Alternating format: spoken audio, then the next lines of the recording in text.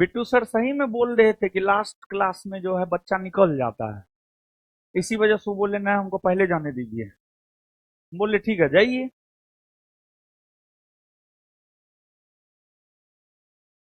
तो आप लोग 4 क्लास नहीं करेंगे क्या? तब 3 क्लास हम कर देंगे, हमको कोई दिक्कत। 4 क्लास करेंगे। 5 क्लास।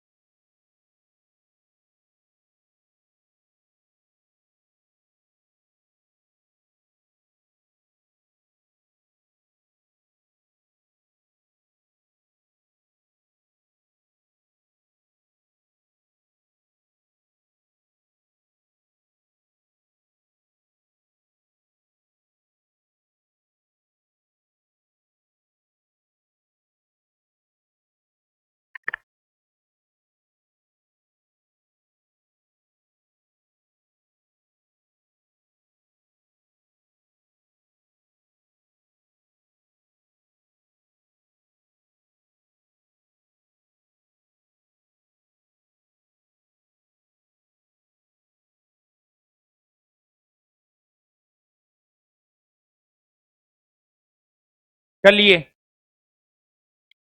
क्या हाल चाल है? आइए, इस चैप्टर में जो बचा हुआ क्वेश्चन है 20-25 एकदम आसान सब है। कुछ नहीं है इसमें। ठीक है। हमको कल ही समाप्त कर देना चाहिए। मिस्टेक कर गए। ठीक है। नहीं, आगे से ध्यान रखेंगे। ठीक है ना? मतलब क्वेश्चन अगर थोड़ा कंसेप्चुअल हो, टफ हो, तब मतलब रुक जाए वो अलग चीज है, लेकिन आज हम देखे अभी, यानी आने से पहले तो हमको लगा क्वेश्चन तो बड़ी आसान है, कल ही करवा देना चाहिए था। ठीक है। तो वही तो हम बोल रहे हैं। तो क्वेश्चन आसान है। खैर कोई बात नहीं है। आज दूसरा चैप्टर हम लोग शुरू कर देते, खैर कोई बात नहीं है। आइए कर लेते हैं। ये क्वेश्चन जो है ना, क्वेश्चन भी हम देखे बहुत आसान है, तो हम बिट्टू सर को बोले मेरा आसान है क्वेश्चन, हमको लगता है 15-20 मिनट में निपट जाएंगे, आप ही जाइए पढ़ाइए बढ़िया से। सर बोले हाँ थे कुछ लोग से तो सच में मिल रहे थे। ये तो बात सही है। लेकिन ये भी बात था कि जो है मतलब आसान क्वेश्चन है। कुछ लोग आए हुए थे, मिल तो रहे ही थे। ठीक है। अब हम नीचे में रहेंगे तो लोग तो मिलने के लिए अबे करता है। अभी क्लास में आ रहे थे तो मतलब थप्पड़ भी एगो, मतलब इसी बैच की एक लड़की है कविता, बबीता क्या, कविता नाम बताई। वो अपनी माँ को लेकर के आई हुई थी, तो उससे मिले, बात की है। ठीक है। तो आइए देखते हैं। पढ़ने से भागती है जी। कहाँ जा रही थी तुम? मारेंगे हम, देख रही हो? हाँ।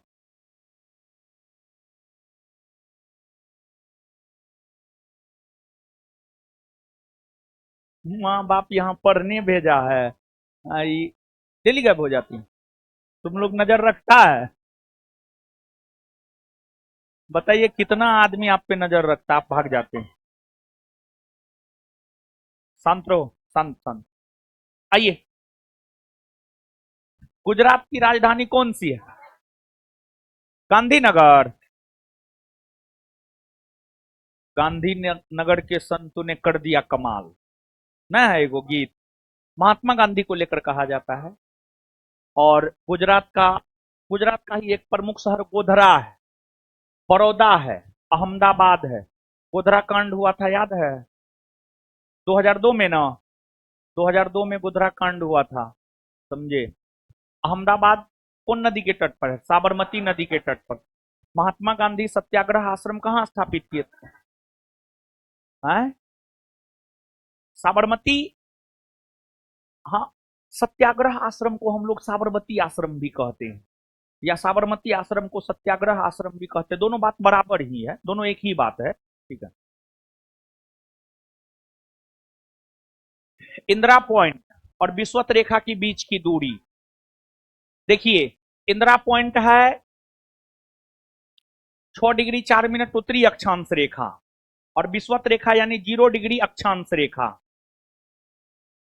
तो 0 डिग्री अक्षांश रेखा और 6 डिग्री 4 मिनट उत्तरी अक्षांश रेखा, यानी 6 डिग्री 4 मिनट उत्तरी अक्षांश रेखा पर इंदिरा पॉइंट है, इंदिरा पॉइंट है। और 0 डिग्री अक्षांश रेखा यानी विषुवत रेखा, यानी इन दोनों के बीच का डिस्टेंस आपसे पूछा जा रहा है, तो इन दोनों के बीच का डिस्टेंस 876 किलोमीटर है। कितना किलोमीटर? 876, 876 किलोमीटर है। इंदिरा पॉइंट किसकी दक्षिणी नोक है? इंदिरा पॉइंट भारत की दक्षिणी नोक है। और इंदिरा पॉइंट जो है अंडमान निकोबार द्वीप समूह के अंतर्गत ग्रेट निकोबार में है, ग्रेट निकोबार में है। आप समझिएगा, इंदिरा पॉइंट जो है भारत का सबसे दक्षिणी बिंदु है, हाँ या ना? इंदिरा पॉइंट भारत का सबसे दक्षिणी बिंदु है और यह ग्रेट निकोबार के अंतर्गत, यह अंडमान निकोबार द्वीप समूह के अंतर्गत ग्रेट निकोबार में है। यानी एक प्रकार से हम यह कह सकते हैं कि जो इंदिरा पॉइंट है यह अंडमान निकोबार द्वीप समूह की दक्षिणी नोक है। भारत के तेलंगाना राज्य की राजधानी है, भारत के तेलंगाना राज्य की राजधानी है हैदराबाद। कहां है? हैदराबाद। छत्तीसगढ़ की सीमा उभयनिष्ठ नहीं है, यानी छत्तीसगढ़ की सीमा जो है कौन राज्य से नहीं मिलती है? देखिए बाबू, ये छत्तीसगढ़ है। छत्तीसगढ़ की अगर हम लोग बात करें तो ये ओडिशा के साथ सीमा बनाती है।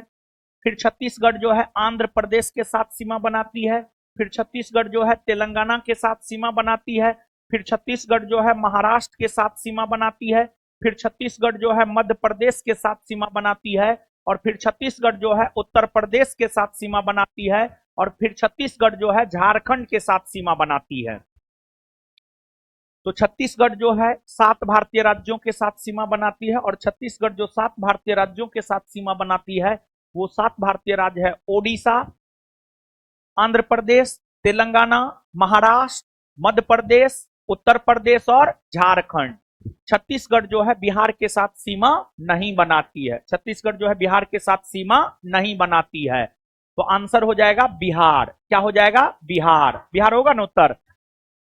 अब यहां पर बाबू आप बिहार को देखिए, जहां तक बिहार का सवाल है ये बिहार की सीमा है। जहां तक बिहार का सवाल है, बिहार के उत्तर में नेपाल है, बिहार के पूरब में वेस्ट बंगाल है, बिहार के पश्चिम में उत्तर प्रदेश है और बिहार के दक्षिण में झारखंड है। बिहार के दक्षिण में झारखंड है। तो बिहार जो है एक अंतरराष्ट्रीय सीमा नेपाल के साथ बनाती है और इसके अलावा बिहार पूरब में पश्चिम बंगाल, पश्चिम में उत्तर प्रदेश और दक्षिण में झारखंड के साथ सीमा बनाती है। तो इस बात को भी बाबू आप याद रखिएगा। तो इस प्रश्न का उत्तर अगर देखा जाए तो क्या हो जाएगा? बिहार। बिहार। भारत में केंद्र शासित प्रदेश की संख्या कितनी? 8 गुना है हो।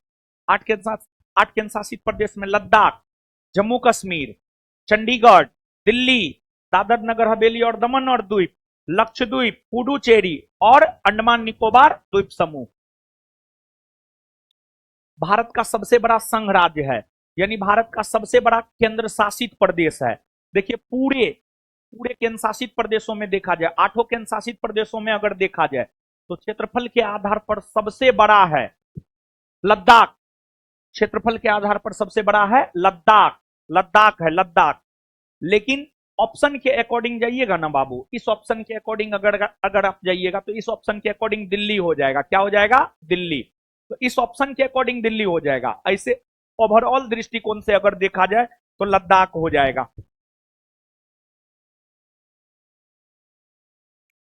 पाट अंचल अवस्थित है। पाट अंचल की अगर हम लोग बात करें तो छोटा नागपुर के पठारी क्षेत्र में है और छोटा नागपुर झारखंड में है। यानी पाट अंचल की अगर हम लोग बात करें तो ये कहां है? झारखंड में। झुमरी तिलैया रेडियो पर गीतों की फरमाइश के लिए प्रसिद्ध है। मतलब झुमरी तिलैया में रेडियो स्टेशन है, वहां पर कॉल लगा करके जो है आप फरमाइशी गीत सुन सकते हैं।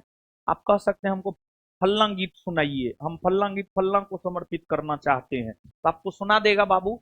तो झुमरी तिलैया जो है आपको झारखंड में है। कहां है? झारखंड में। झारखंड में है। भारत के निम्नलिखित राज्यों में से किसे भारत का कोहिनूर कहा जाता है? भारत का कोहिनूर आंध्र प्रदेश को कहा जाता है। बहुत अच्छा क्वेश्चन है। भारत का कोहिनूर अगर देखा जाए तो भारत का कोहिनूर जो है बाबू आपको आंध्र प्रदेश को कहा जाता है। आंध्र प्रदेश। कौन एक सुनियोजित राजधानी नहीं है? बेंगलुरु, बंगलुरु की अगर हम लोग बात करें तो सुनियोजित ढंग से बसा हुआ राजधानी बंगलुरु नहीं है। राजधानी है असम, असम की राजधानी दिसपुर, नागालैंड की राजधानी कोहिमा, अरुणाचल प्रदेश की राजधानी ईटानगर, मेघालय की राजधानी शिलोंग। उत्तर क्या होगा? 3 2 4 1 बी। किस निम्नलिखित में से किस राज्यों का युग्म कर्क रेखा से दक्षिण में स्थित है? देखिए बाबू आप ध्यान दीजिएगा, कर्क रेखा आप सब लोग जानते हैं कितना डिग्री अक्षांश रेखा को कर्क रेखा कर? 23.5 डिग्री उत्तरी, 23.5 डिग्री उत्तरी अक्षांश रेखा, 23.5 डिग्री उत्तरी अक्षांश रेखा को हम लोग कर्क रेखा कहते हैं। और कर्क रेखा गुजरात, राजस्थान, मध्य प्रदेश, छत्तीसगढ़, झारखंड, पश्चिम बंगाल, त्रिपुरा, मिजोरम, इन तमाम राज्यों से होकर गुजरती है। अब कुछ राज्य ऐसे हैं जो कर्क रेखा के उत्तर में है और कुछ राज्य ऐसे हैं जो कर्क रेखा के दक्षिण में है। तो क्वेश्चन पूछा जा रहा है कर्क रेखा के दक्षिण में कौन है? तो कर्क रेखा के दक्षिण में महाराष्ट्र है, गोवा है, कर्नाटक है, केरल है, तमिलनाडु है, आंध्र प्रदेश है, तेलंगाना है, ओडिशा है। ये तमाम ऐसे राज्य है जो कर्क रेखा के दक्षिण में है। ये तमाम ऐसे राज्य है जो कर्क रेखा के दक्षिण में है। और केंद्र शासित प्रदेशों में अगर देखें हम लोग तो दादर नगर हवेली, दमन और द्वीप, फिर जो है आपको पुडुचेरी, लक्षद्वीप, अंडमान निकोबार द्वीप समूह, ये सभी केंद्र शासित प्रदेश भी कर्क रेखा के दक्षिण में है। इसके बाद कर्क रेखा के उत्तर में स्थित राज्य अगर देखा जाए तो कर्क रेखा के उत्तर में स्थित राज्य और केंद्र शासित प्रदेश में लद्दाख, जम्मू कश्मीर, हिमाचल प्रदेश, पंजाब, चंडीगढ़, हरियाणा, दिल्ली, उत्तराखंड, उत्तर प्रदेश, बिहार, सिक्किम, अरुणाचल प्रदेश, असम, मेघालय, नागालैंड, मणिपुर, ये तमाम ऐसे राज्य और केंद्र शासित प्रदेश है जो कि कर्क रेखा के उत्तर में है। तो हमने आपको कर्क रेखा के जो उत्तर में राज्य और केंद्र शासित प्रदेश है वो भी बताया, और जो कर्क रेखा के दक्षिण में राज्य और केंद्र शासित प्रदेश है वो भी बात हमने आपको बतलाया है। तो अब इस प्रश्न का उत्तर अगर देखा जाए क्या होगा? ए नंबर असम के वजह से नहीं होगा, क्योंकि असम असम कर्क रेखा के उत्तर में है। बी नंबर पश्चिम बंगाल के कारण नहीं होगा, क्योंकि पश्चिम बंगाल से तो होकर गुजरती ही है, और जिससे होकर गुजरती है वो उत्तर या दक्षिण दोनों में से कहीं पर थोड़े होगा, नहीं। और सी झारखंड के कारण नहीं होगा, क्योंकि झारखंड से होकर गुजरती ही है। तो जब ए बी सी नहीं होगा तो क्या होगा उत्तर? डी। भारत का सबसे छोटा केंद्र शासित प्रदेश कौन सा है? देखिए बाबू आप ध्यान दीजिएगा, क्षेत्रफल हो या जनसंख्या हो, दोनों आधार पर अगर देखा जाए तो क्षेत्रफल के आधार पर भी और जनसंख्या के आधार पर भी, दोनों आधार पर अगर देखा जाए तो दोनों आधार पर जो है भारत का सबसे छोटा केंद्र शासित प्रदेश है लक्षद्वीप। कौन है? लक्षद्वीप। 32 वर्ग किलोमीटर में, संभवतः 32 वर्ग किलोमीटर में जो है लक्षद्वीप फैला हुआ, मात्र लगभग 32 वर्ग किलोमीटर में। ठीक है। निम्न में से कौन एक केंद्र शासित क्षेत्र नहीं है? त्रिपुरा। त्रिपुरा एक केंद्र शासित प्रदेश नहीं है, बल्कि त्रिपुरा एक राज्य है। त्रिपुरा क्या है? राज्य। क्षेत्रफल के अनुसार निम्नलिखित राज्यों का सही अवरोही क्रम यानी घटते क्रम, घटते क्रम। देखिए एक बात आप जानते हैं, क्षेत्रफल के आधार पर भारत का सबसे बड़ा राज्य राजस्थान, दूसरा स्थान मध्य प्रदेश, दूसरा स्थान मध्य प्रदेश, तीसरा स्थान महाराष्ट्र, तीसरा स्थान महाराष्ट्र, चौथा उत्तर प्रदेश। तो यहां पर हो जाएगा 3, 3 के बाद 4, 3 के बाद 4, और इसके बाद जो है आंध्र प्रदेश, और फिर उसके बाद बिहार। 3 4 1 और 2, यानी आंसर क्या हो जाएगा? डी। निम्न राज्यों में से किसका क्षेत्रफल सबसे कम है? अब ये क्वेश्चन जो है बहुत औचित्य वाला नहीं है। ऑप्शन के अकॉर्डिंग अगर आप देखेंगे तो अब क्या सब राज्य का क्षेत्रफल जानिएगा? नहीं जानना जरूरी है, ठीक है। तमिलनाडु इसका उत्तर हो जाएगा। भारत के समस्त राज्यों में क्षेत्रफलानुसार उत्तर प्रदेश का क्या स्थान है? उत्तर प्रदेश का चौथा स्थान है। क्षेत्रफल के आधार पर उत्तर प्रदेश का चौथा स्थान है और जनसंख्या के आधार पर पहला स्थान है। भारत के किस राज्य को सिलिकॉन स्टेट के नाम से जाना जाता है? कर्नाटक। कर्नाटक। कहा जाता है कि भारत में सिलिकॉन वैली स्थित है। सिलिकॉन वैली बेंगलुरु में स्थित है, बेंगलुरु में। कौन सा सही सुमेलित है? औरंगाबाद आंध्र प्रदेश में है? नहीं। औरंगाबाद महाराष्ट्र में है। पालनपुर गुजरात में है? हाँ। हुबली महाराष्ट्र में है? नहीं। हुबली कर्नाटक में है। और हुबली जो है कौन रेलवे जोन का मुख्यालय है? दक्षिणी, पश्चिमी,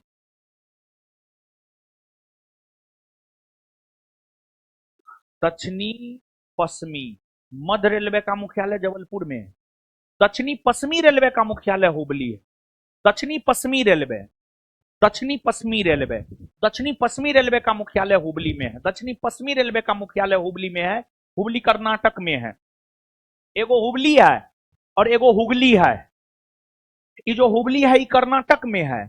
और ये जो एगो हुगली जो है ना बाबू, हुगली जो है आपको वेस्ट बंगाल में है। हुगली कहाँ है? वेस्ट बंगाल में। और हुगली जो है बाबू एक बंदरगाह नगर है। हुगली एक बंदरगाह नगर है। और जानते हैं बाबू, पश्चिम बंगाल में एक बंदरगाह है, कोलकाता बंदरगाह। कोलकाता बंदरगाह बड़ा बंदरगाह है और हुगली बंदरगाह छोटा बंदरगाह है। कोलकाता बंदरगाह पर बहुत ज्यादा भार है। कोलकाता बंदरगाह के भार को कम करने के लिए ही हुगली बंदरगाह का निर्माण किया गया है। समझ गए ना? गुंटूर ओडिशा में नहीं, गुंटूर आंध्र प्रदेश में है। गुंटूर कहां है? आंध्र प्रदेश में। आंसर हो जाएगा बी। निम्नलिखित में से कौन भारत के राज्यों का उनके क्षेत्रफल के अवरोही क्रम में सही है? मतलब घटते क्रम में सही है। इन राज्यों में अगर देखा जाए तो सबसे ज्यादा क्षेत्रफल छत्तीसगढ़, फिर झारखंड, फिर हिमाचल प्रदेश और फिर उत्तराखंड। आंसर हो जाएगा सी। निम्न में से कौन सा राज्य क्षेत्रफल में सबसे छोटा है? क्षेत्रफल में सबसे छोटा है? अरे राजस्थान तो 1 नंबर पर है, मध्य प्रदेश 2 नंबर पर है, उत्तर प्रदेश 4 नंबर पर है। आंसर क्या हो जाएगा? उत्तराखंड। लातूर किस प्रांत में है? लातूर महाराष्ट्र में है। कहां है? महाराष्ट्र में। विदर्भ एक प्रादेशिक नाम है भारत में, यह है विदर्भ महाराष्ट्र का अंग है। किसका अंग है? महाराष्ट्र।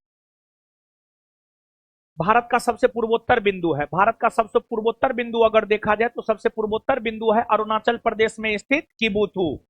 और सबसे पश्चिमी बिंदु गुजरात में स्थित गुहार मोती। और सबसे उत्तरी बिंदु इंद्राकोल। और सबसे दक्षिणी बिंदु पार्सन पॉइंट।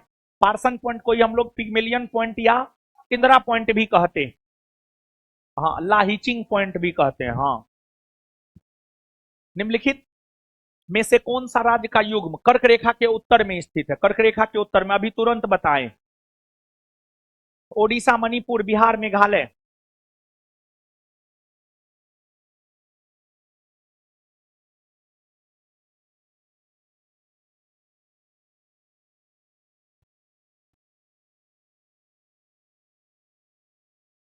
क्या होगा? ए बी क्या होगा? बी। अच्छा, ए क्यों नहीं होगा? है? ए क्यों नहीं होगा? है? ओडिशा दक्षिण में है।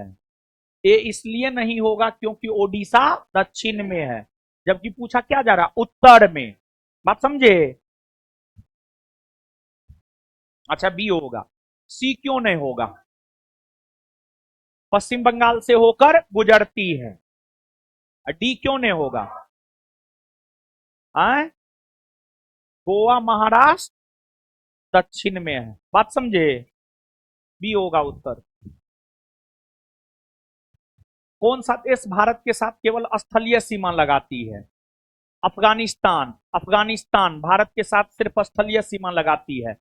अगर पाकिस्तान की हम बात करें तो यह स्थलीय जलीय दोनों सीमा लगाती है। बांग्लादेश भी स्थलीय जलीय दोनों सीमा लगाती है। श्रीलंका जलीय सीमा। भारत में जनसंख्या के अनुसार तीसरा और क्षेत्रफल में 12वां राज्य कौन है? अपना बिहार। कौन है? अपना बिहार। निम्न वाक्यों में से कौन सा सही है? मध्य प्रदेश की सीमा 7 राज्यों से लगी है। देखिए तो,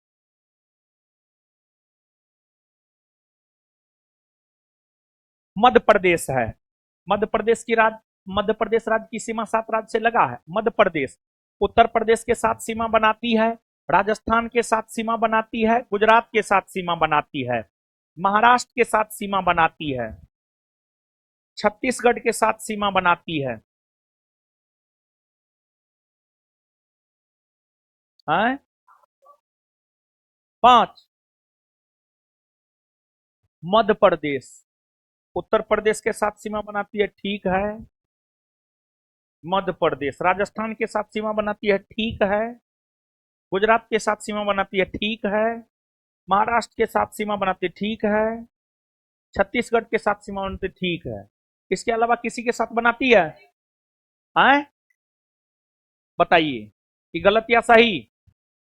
गलत ना। अब आगे बी नंबर ऑप्शन को छोड़िए। पंजाब राज्य की सीमा कहीं भी जम्मू कश्मीर से नहीं मिलती है। पंजाब, ये पंजाब है, पंजाब की सीमा एकदम जम्मू कश्मीर से मिलती है। पंजाब की सीमा एकदम जम्मू कश्मीर से मिलती है। तो यहां पर कह रहा है पंजाब राज्य की सीमा कहीं भी जम्मू कश्मीर से नहीं मिलती है, सही है या गलत? है गलत ना। अरुणाचल प्रदेश में कोई राष्ट्रीय पार्क नहीं है? है। अरुणाचल प्रदेश में नामदफा राष्ट्रीय पार्क, नामदफा राष्ट्रीय उद्यान, मोलिंग, मोलिंग राष्ट्रीय उद्यान, ये सब अरुणाचल प्रदेश में है। जब बाबू ए सी डी गलत है तो सही कौन है? बी नंबर, भोपाल कर्क रेखा के उत्तर में स्थित है। समझ गए ना? दमन और दीव के बारे में कौन सा कथन सत्य है? दमन और दीव के बारे में कौन सा कथन सत्य है? दमन और द्वीप स्वतंत्रोत्तर ब्रिटिश आधिपत्य में था, यानी आजादी के बाद भी दमन और द्वीप जो है, यानी 1947 के बाद भी दमन और द्वीप जो है ब्रिटिश आधिपत्य में था, यानी आजादी के बाद भी दमन और द्वीप पर अंग्रेजों का अधिकार था। नहीं, आजादी के बाद भी दमन और द्वीप पर पुर्तगालियों का अधिकार था, अंग्रेजों का अधिकार नहीं था, बल्कि पुर्तगालियों का अधिकार था। किसका अधिकार था? पुर्तगाली, पुर्तगाली। दमन और द्वीप के बीच में खंभात की खाड़ी है, हाँ सही बात है, दमन और द्वीप के बीच में खंभात की खाड़ी है। देखिए बाबू ध्यान दीजिएगा, यहां पर गुजरात में जो है ना, गुजरात में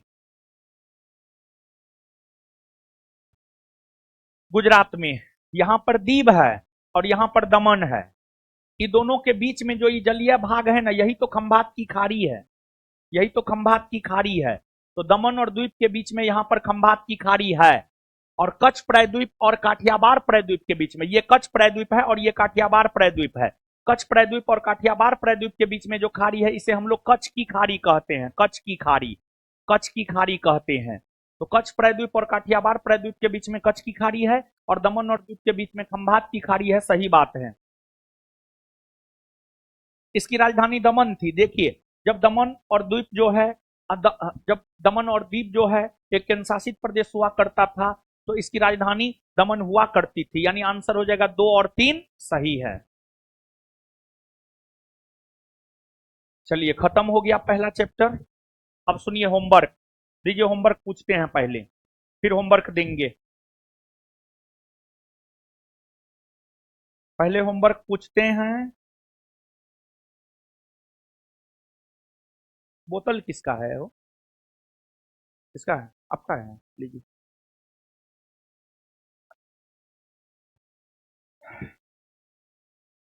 फिजिक्स में क्या दिए थे? Chapter number 3। बताइए गुरुत्वाकर्षण का यूनिवर्सल लॉ किसने दिया? न्यूटन। कौन दिया है? आगे बताइएगा। चंद्रमा और सूर्य के कारण होने वाले ज्वार भाटे के बारे में कौन सा नियम स्पष्ट करता है? अरे ज्वार भाटा जानते हैं? समुद्री जल का ऊपर उठना ज्वार, नीचे गिरना भाटा। तो ये जो समुद्री जल ऊपर उठता है और नीचे गिरता है, सूर्य, चंद्रमा, पृथ्वी के बीच गुरुत्वाकर्षण बल के वजह से, जैसे हम लोग कोई वस्तु को फेंकते हैं वो नीचे गिर जाता है, किस वजह से? गुरुत्वाकर्षण के वजह से। तो वही उसी वजह से जल ऊपर उठता है और नीचे गिरता है।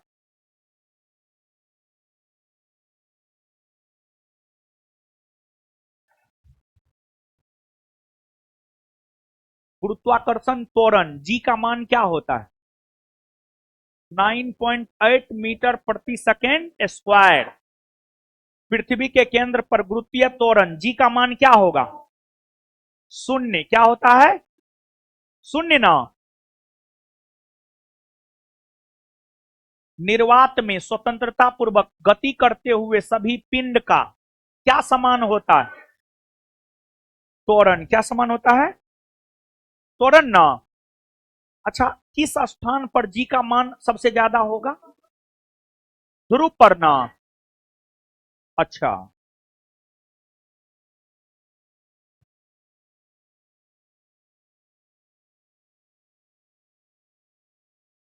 सूर्य के चारों ओर ग्रहों की कक्षाओं की प्रायः आकृति क्या होती है? दीर्घवृत्ताकार। चंद्रमा पर किसी धातु का भार पृथ्वी पर उसके भार का लगभग कितना गुना होता है? 1/। पृथ्वी पर वस्तु का भार अधिकतम कहां होता है? ध्रुव पर।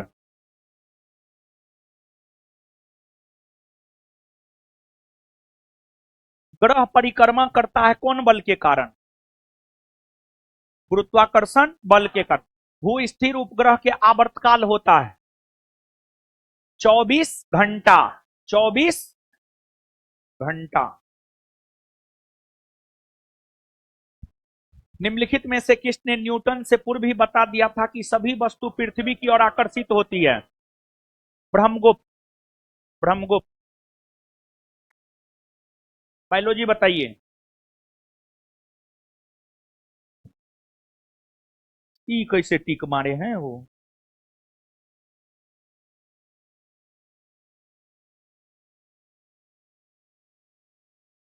बताइए। साइटोसोम के अंतर्गत कौन एक शामिल नहीं है? केंद्रक। कोशिका का अचल संपत्ति किसे कहते हैं? न्यूक्लिक। आत्महत्या की थैली किसे कहते हैं? लाइसो। कोशिका का पावर हाउस। माइट्रो। सबसे बड़ा अंगक। लबक कौन है? कोशिका सिद्धांत किसने दिया है? स्लाइडेन और क्रिस्टी कहां पाए जाते हैं? माइट्रोकॉन्ड्रिया में। कोशिका भित्ति किसमें पाई जाती है? पादप कोशिका में। क्रोमोसोम के अंतिम सिरा को क्या कहते हैं? टीलोमियर। क्या कहते हैं?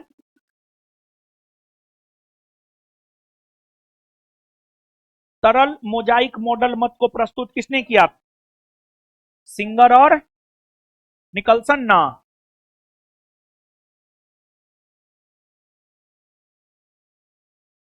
जीव द्रव्य शब्द का प्रयोग सर्वप्रथम किसने किया? पुरकिंजे। कोशिका में प्रोटीन संश्लेषण कहां होता है? राइबो। DNA helix. डीएनए दो हेलिक्स प्रारूप को पहली बार किसने प्रस्तावित किया? वाटसन। और माइटोसिस में सेंट्रोमियर किस अवस्था में विभाजित होता है? एनाफेज में। एनाफेज में।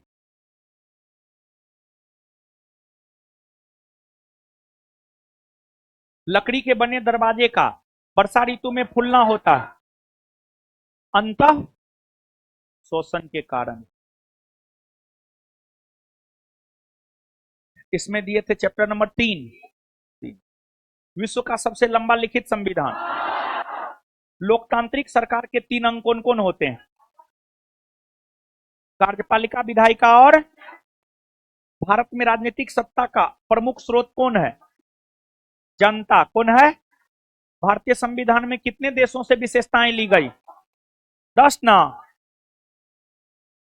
भारत के संविधान भारतीय संविधान का स्वरूप किस प्रकार का है? संरचना में संघात्मक, भावना में। किसने कहा था भारत एक और संघात्मक राज्य है? केसी वियर। संविधान को एक पवित्र दस्तावेज किसने कहा है? भीमराव।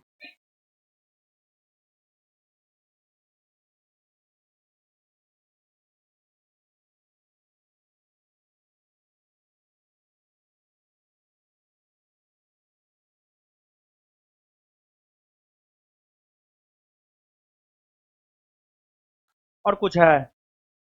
अब होमवर्क सुनिए आगे। देखिए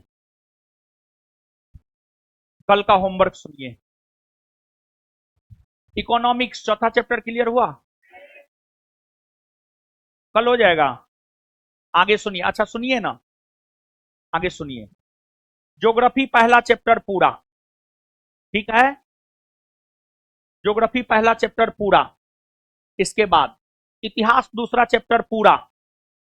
ज्योग्राफी पहला चैप्टर पूरा, इतिहास दूसरा चैप्टर पूरा, और पॉलिटी चौथा चैप्टर पूरा।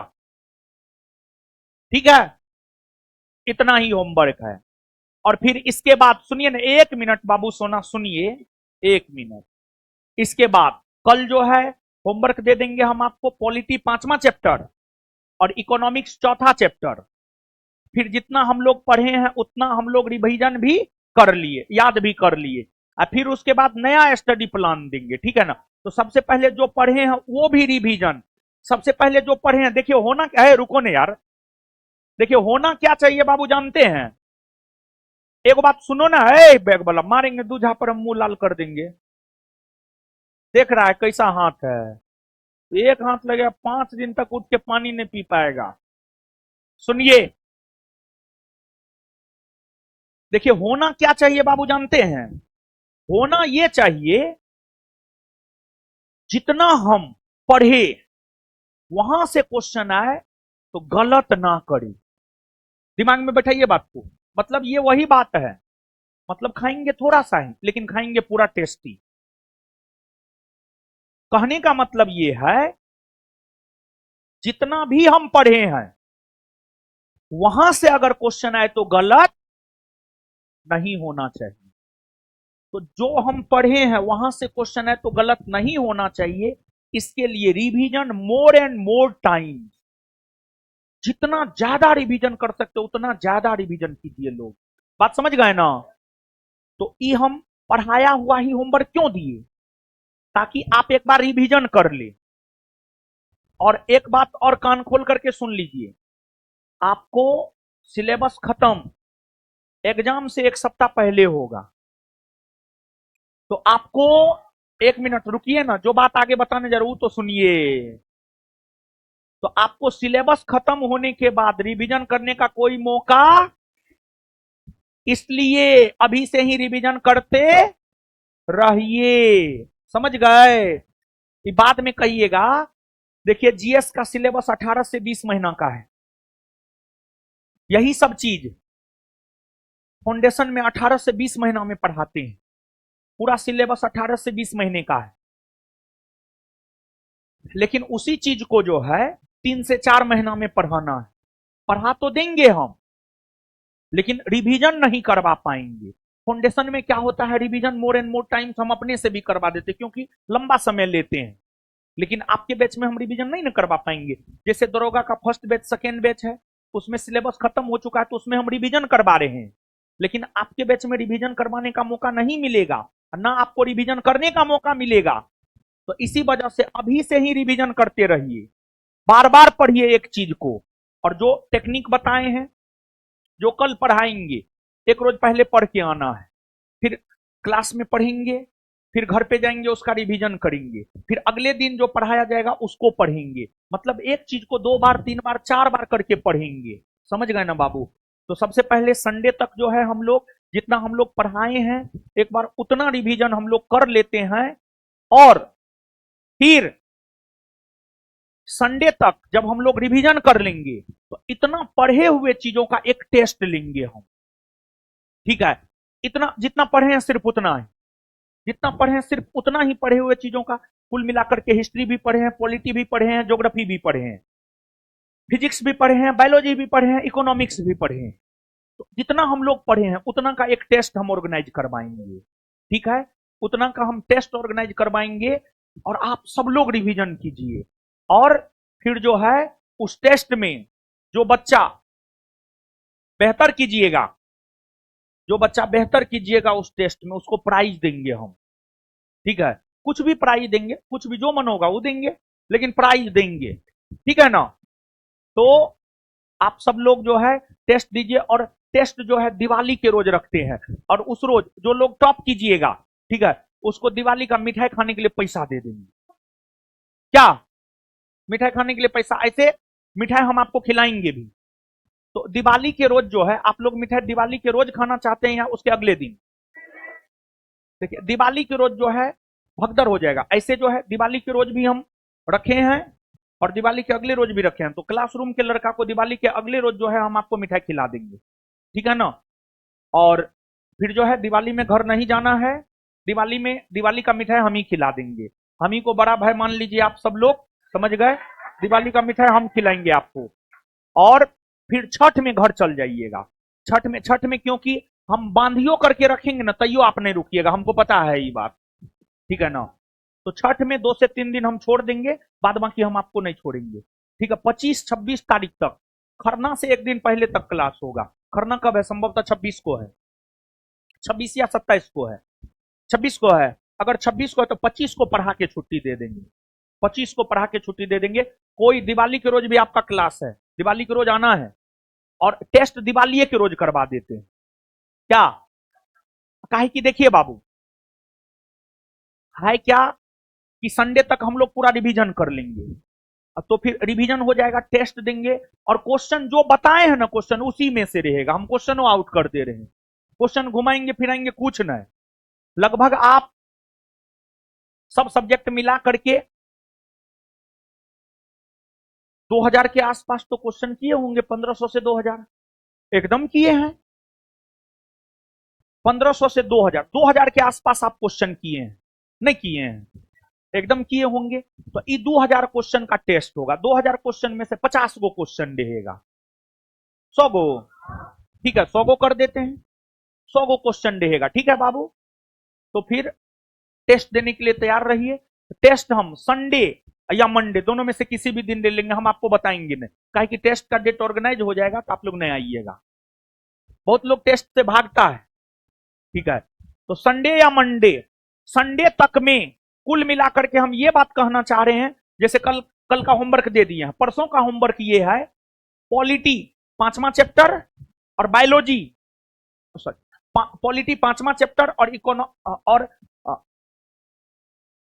इकोनॉमिक्स चौथा चैप्टर, इकोनॉमिक्स चौथा चैप्टर। पॉलिटी अगला दिन का है, अगला दिन का है। देखिए कल का होमवर्क है, सुनिए एक बार फिर स्पष्ट कर देते हैं। पॉलिटी चैप्टर नंबर 4 कल का होमवर्क है, polity chapter number 4, geography chapter number 1, history chapter number 2, ये कल का होमवर्क है।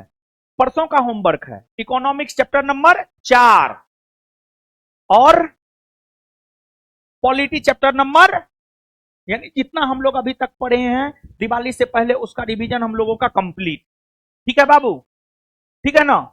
चलिए मिलते हैं अगले क्लास में, यानी कल।